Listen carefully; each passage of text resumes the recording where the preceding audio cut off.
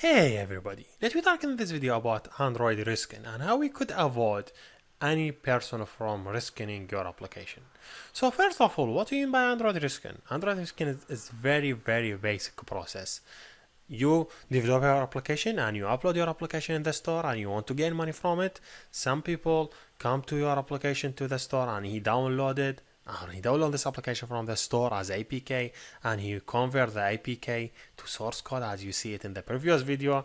Then he after convert the APK to source code, he just he go to the string files and he change the IDs that you use it in the string for ads library, and he go to the Gradle and he change the application ID and he repackage the application again and upload to this name, and he's still getting money. And maybe he will get money more than you, because maybe he do ads. So how we could avoid this process in our application? That's what we discuss it. That's what we will discuss it in this video. First of all, that you have to know the person who tried to convert your application to source code and do risking for it is a stupid person. He don't know a lot about coding as much as you know, because he's not a programmer. He just someone follow some pattern. There is tool already available. He just now there's a string file and there is a graded file. He change these IDs and hey, here you go. He get the money. So you have to know which type of people you are working on. So just adding some tricks in your code, you will not able to get any benefit from your application. So let me try to discuss the tricks. First of all, the question that many people ask me, like, could we prevent reverse engineering? So could we prevent any people from taking our code and change it to taking our application and change it to the source code? Unfortunately, there is no way that we could use it to prevent Android application from reverse engineering. And you know why? Because Android using Linux kernel, and because let's use Linux kernel, it's open source code. So your application as a Java have to be still there, so he could run it and execute our application in the kernel or in the sandbox. So you have to know there is no way to prevent Android application from reverse engineering. So you cannot prevent people from change your application as APK to source code. But do we done? Is the hacker could do, or the risking people could do anything? No. There is still some tricks we could add it to avoid risking for our application. First trick, you have to know, do not use local storage. Like, do not save everything your application using in the local storage, like images and files and XML values and SQL database. Don't use this thing for your application as a resource. So think about it. You have application, and this application have local storage as images and as SQL data source and all this information, or SQLite data and whatever XML. If your application have all these data, and all these data are available on local application. So if the hacker download this application and he change the ID and change the ads library IDs, he still be able to take your application, because he could upload his own application using your resource. He could duplicate the resource. Still your resource goes with him. So you need to avoid using this way. Don't use images or your application images and your application. For example, if you have application using a question and answer, don't save the question and answer in SQLite database. So what's the solution? Move all these things to the server side. Move all these data to the server side. So whenever you have images and you have XML files or whatever, move all these things to the server side.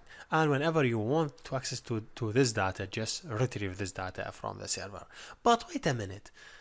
If you try to retrieve this data from the server, and he also could retrieve your data from the server, so you did not do anything. For example, if you are using in your code www.example.com and you use it to retrieve the data, he also could repackage your app with same URL and he could retrieve the same data and you did not do anything. No, wait. This is not the case. You cannot just upload it to the server and you're done. There is a specific way you have to use it to avoid his application from access to your application resource using HTTP. I will tell you the most secure prototype that you could use it. First of all, you have Android application. In your Android application, make your application sending, like whenever he start your application, do something in background, take his application and do account for him in your Firebase, the Firebase that connects to your application. And you saw already how we create IDs for every user in the database, like user account with emails or with anonymous email. So just whenever anyone get your application, just create account for him.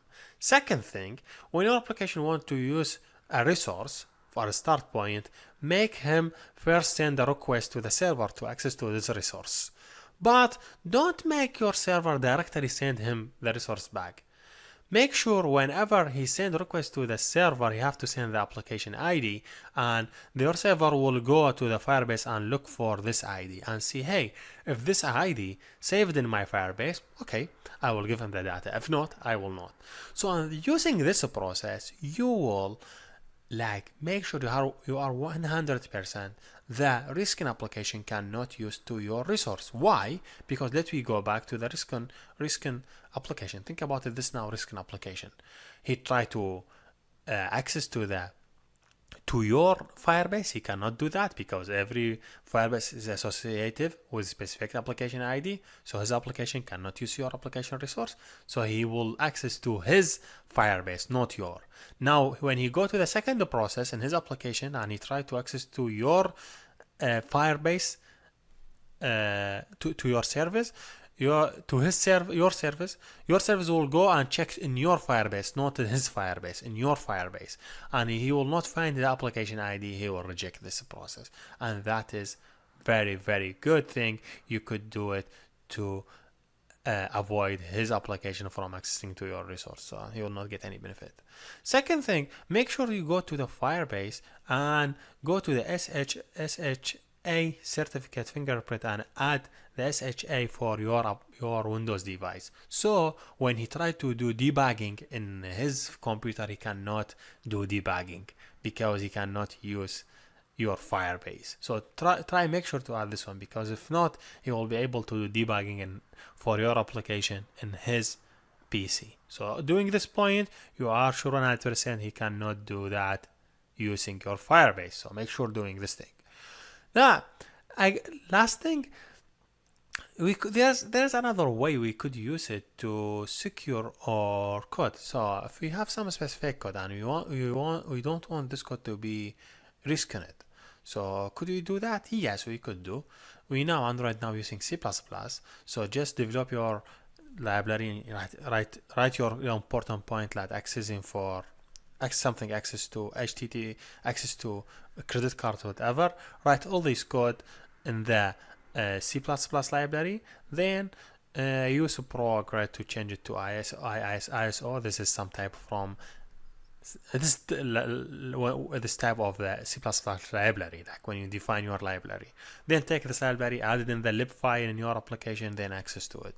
At this point, you are not sure 100%, but let me say 99% the people cannot convert C++ code back. So this I would say use it if you have important information and you are working for a company. And yes, this is a point that I want to discuss with you. So make sure from what I'm saying and make sure to prevent him to access to your resource. Here we're done, and thank you for watching.